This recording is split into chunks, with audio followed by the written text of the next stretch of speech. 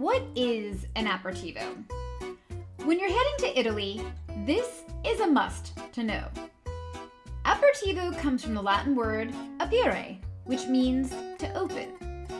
This captures the very essence of what the tradition of Italian aperitivo is: to come together and open up, to have good conversation, and stimulate the appetite. To open your appetite, to ready your stomach for the amazing food. The Italian tradition occurs every day at sunset, when restaurants and bars set out small stacks called cicchetti to accompany palate-opening drinks. Now, this tradition happens all throughout Italy. Essentially, aperitivo is like happy hour, or at least that's where an abbreviated version of the American happy hour was derived from. And if every happy hour were like the ones in Italy, beautifully lit, accompanied by incredible food and drink, then life would just be complete, wouldn't you say? We can thank the Milanese, because traditional aperitivo is originally from Milan. Milan has always been such a hardworking city. This was a way to give them the chance to socialize, relax, and get some food in them. Now, historically, during this magic hour, Prosecco has always taken center stage, but aperitifs in Italy have always been super popular as well. What is an aperitif? Well, some say aperitifs goes back to the biblical days of ancient Egyptian era. By the 16th century, people were producing flavored spirits with herbs and spices for medicinal purposes, known as aperitifs.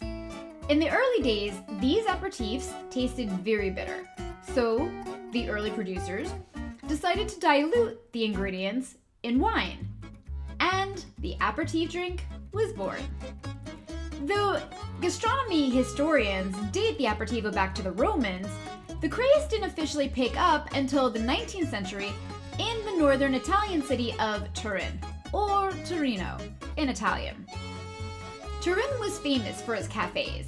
It's believed there that when King Vittorio Emanuele II embraced a spiced white wine called vermouth as his pre-dinner drink of choice, combined with, in Tuscany, Count Camillo Negroni accidentally inventing a vermouth-based concoction by mixing gin, Campari, and sweet vermouth, which was appropriately called the Negroni, this all soon became a staple for aperitivo hour in the region. But in recent years, the aperitivo has been elevated to a totally new level in Milan. Yes, you still order a typical Milanese cocktail, such as the most popular choice these days, an Aperol Spritz, which combines both an aperitif of Aperol and Prosecco, some soda, and garnished with an orange slice. Or, of course, there's the Negroni, the cocktail rooted in history, and one you must try. Really, any drink of your preference is fine, but it doesn't stop there. In Milan, they offer a free open buffet included in the price of your drink. Now, these buffets, which started once upon a time with just some snacks, has evolved to include a wide variety of foods such as pasta, risotto, meats, cheeses, pizza, and desserts. Italians usually have dinner at about 9 p.m., so between 6 p.m. and 9 p.m., many bars in Milan open their doors to offer their famous Aperitivo Italiano. Each bar offers its own menu and specialties. The prices for the drinks during the aperitivo has a supplement added to compensate for the refreshments offered, but still super inexpensive, usually between 6 to 11 euro, depending on the bar, its location, or the buffet offered. The prices are usually the same for all the drinks. It doesn't matter if it's a bottle of water or a glass of wine.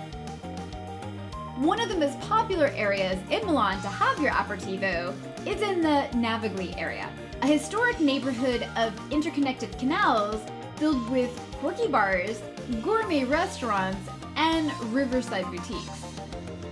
This area was just a short distance from our Airbnb in Milan. So this is where we headed for Aperitivo, and we were able to actually walk to it.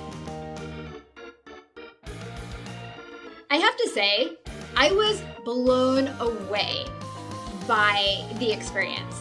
The area is cute and trendy, and the amount of people was insane.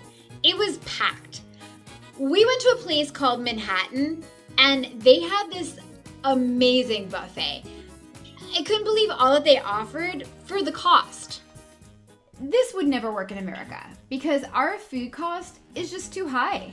But experiencing a true Milanese aperitivo was awesome.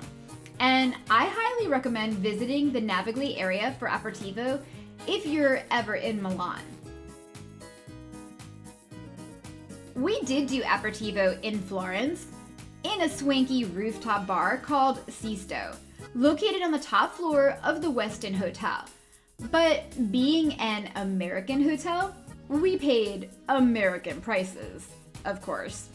But the view answers all questions as to why we did it. Amazing. So if you're headed to Italy and any of the places we visited, make sure that you check them out for Aperitivo. Otherwise, do a little bit of research and see what the top Aperitivo places are for where you are visiting.